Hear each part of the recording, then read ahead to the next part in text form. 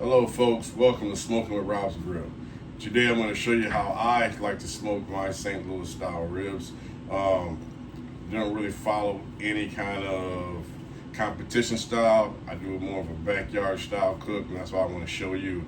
For the guys out there who just want to have fun with this, who's not in any competitions, who's not trying to go on the circuit and hit the pro circuits, just want to have fun, cook for your family, and just learn a simple, easy procedure on how to smoke these ribs. All right, as you can see, I got about 4 slabs here, 4 racks. We're gonna go ahead and do the St. Louis cut. Just square it off cut. We basically take the rib tip off the top of the slab. We're gonna go ahead. The first thing you wanna do is you're gonna pull off that membrane. Just kind of put your fingers in there, work that out. Sometimes it can be a little tricky.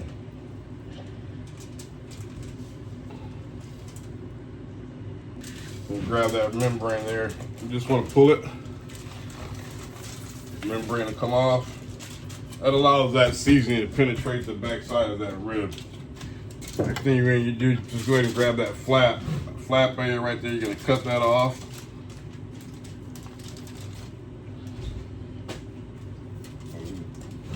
You want to grab mainly, if you got any big chunks of fat on there, go ahead and take that off. Flip that over, take a look at it. If you look there, I like to take some of that, a portion of that fat off from the end of that front side. We'll just go ahead and work our knife. We'll just go ahead and start trimming some of that there.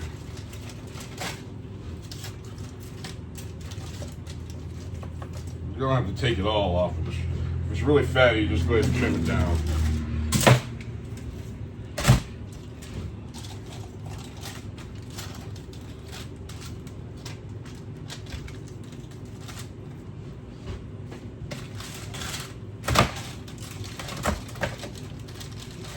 Next thing I like to do is grab that first bone and just feel where it's kind of, you see on the end there, it's kind of not really squared. You got flaps hanging off there. Go ahead and take that off, make it a nice square cut. You can either scrap that or keep it, still smoke it and make sandwiches out of it. I just toss it.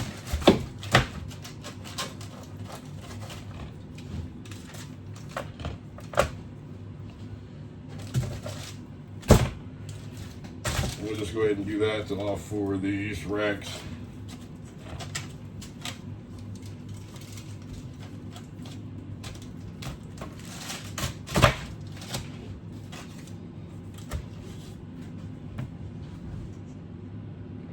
All right, now that we got everything trimmed, we're gonna go ahead and add a binder. I just use mustard.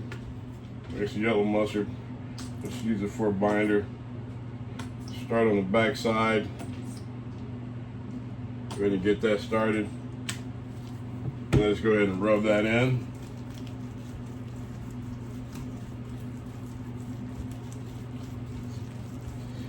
Help the seasoning adhere to the meat. That's all that is there. The next thing I like to do, I'll go ahead and change my gloves here.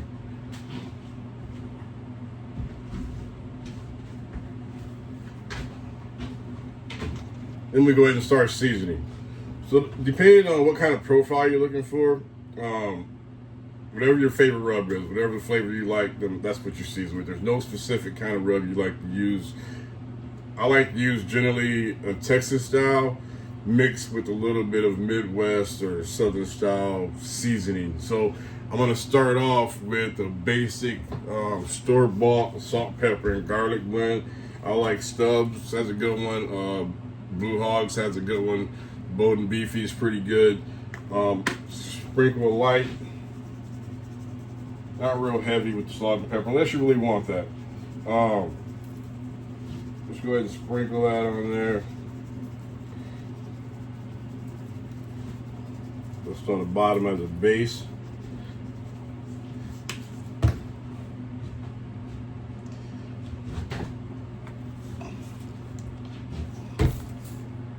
All right, so after we get that on there, then I'm gonna go ahead and hit it with a top coat. I like to use Myron mixing. There's a lot of different rubs out there. You can either make your own. I just go with the bought. I order online. Myron mixing hickory, excellent rub. A handful of that, and I just go ahead and generously coat your meat in there. Don't be scared of the seasoning. A lot of the rubs are not going to be heavily salted, so you don't have to worry about what you're putting on there. Now, if you're going ahead and make your own rub, you want to be careful about that salt content because it will over salt your meat if you add too much.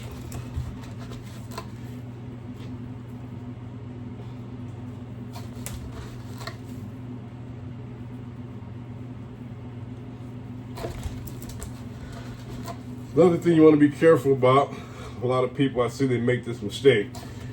Once they season this first side, to go ahead and flip it over right away, and all the seasoning falls off. So what you want to do is you want to let this sit. Once you got that on there, let that sit for about 10 minutes so you can go ahead and liquefy. Alright, so once that starts to liquefy, you see that the seasoning is go ahead and sticking into your meat. You're just going to go ahead and flip it over. Sticking real nice. You see that's not falling off, none of that rub.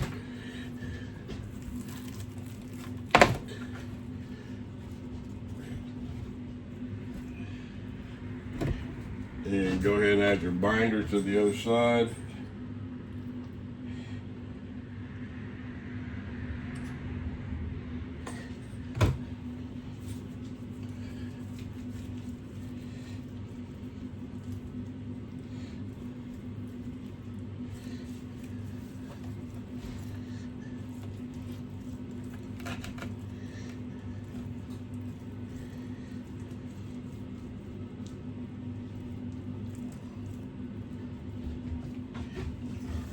Got that done.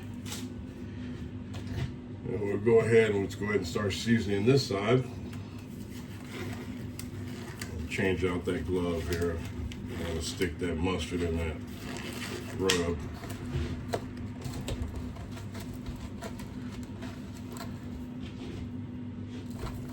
Sorry, I forgot about the salt and pepper and garlic. And hit it with that first.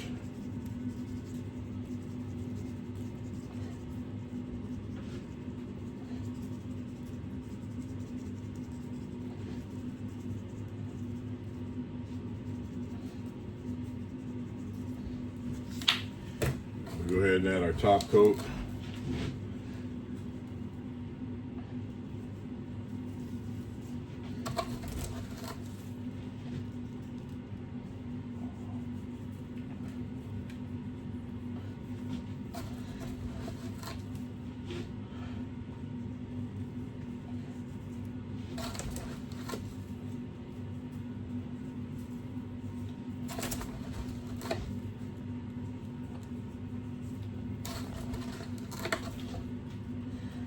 Once you get done with this top side, let it sit. I usually let it sit for about an hour, if possible, before I go ahead and stick it on the smoker. Just go ahead and let it kind of sit in there. You don't want to season your ribs overnight. The season's going to pull all that moisture out if you do that. I suggest within the hour or two before you're ready to smoke, go ahead and marinate it with the rub. Stick it in the fridge or leave it out if it's cool out. Leave it out for a little bit. Let's go ahead and let that seasoning go ahead and marinate in there.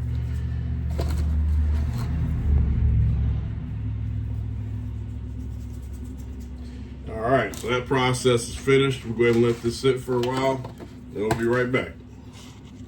All right, now our slab's ready to go ahead and put on the grill. Smoker's up to temp. So you can see it's nice and liquefied. I'm gonna put them on that second rack.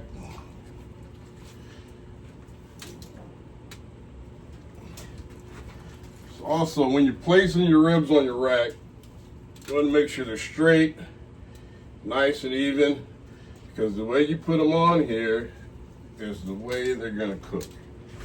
If you get a nice straight, uniform sit on that smoker, that's going to help the finished product and give you a real nice cut on there when you get ready to slice into these. Let that sit.